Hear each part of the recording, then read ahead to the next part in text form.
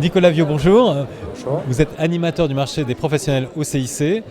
Tout au long de l'année, vous rencontrez des créateurs d'entreprises, si bien que vous voyez les erreurs à ne pas commettre lorsqu'on démarre son entreprise.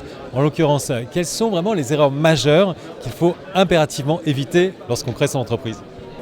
Bien souvent, ce qui peut se passer après quelques temps, c'est à la fois que le dirigeant sous-estime la partie gestion.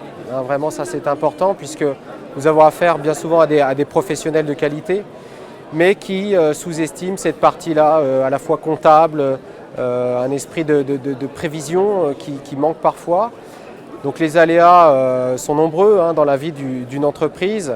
Nous avons par exemple la situation du dirigeant qui veut se payer trop vite. Ça peut être parfois tentant, mais il est quand même important de laisser des fonds de façon pérenne sur l'entreprise, au sein même de l'entreprise. Une autre difficulté que l'on peut avoir, c'est la diffusion des pouvoirs au sein de l'entreprise, entre associés. Plus il y a d'associés, plus les prises de décision peuvent être longues. Donc on conseille de recentrer assez vite les pouvoirs sur le dirigeant de la structure. On va se retrouver en situation de blocage. C'est ça, et très vite parfois en situation même d'échec, oui. Et notre erreur à ne pas commettre? C'est d'employer parfois trop vite aussi du personnel. C'est vrai qu'on a des personnes ambitieuses qui vont de l'avant, et heureusement, qui cherchent à développer leur chiffre d'affaires, pénétrer les marchés. Mais il faut bien aussi prendre la mesure du coût salarial, du développement des ressources humaines.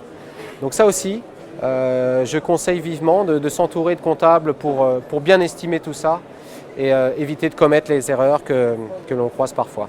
C'est-à-dire qu'il faut savoir aller au rythme finalement de son entreprise et pas aller trop vite. Oui, c'est ça, éviter de griller les étapes, d'y aller petit à petit, et c'est en y allant avec réflexion que finalement on conforte, que les entreprises confortent leur position sur leur marché.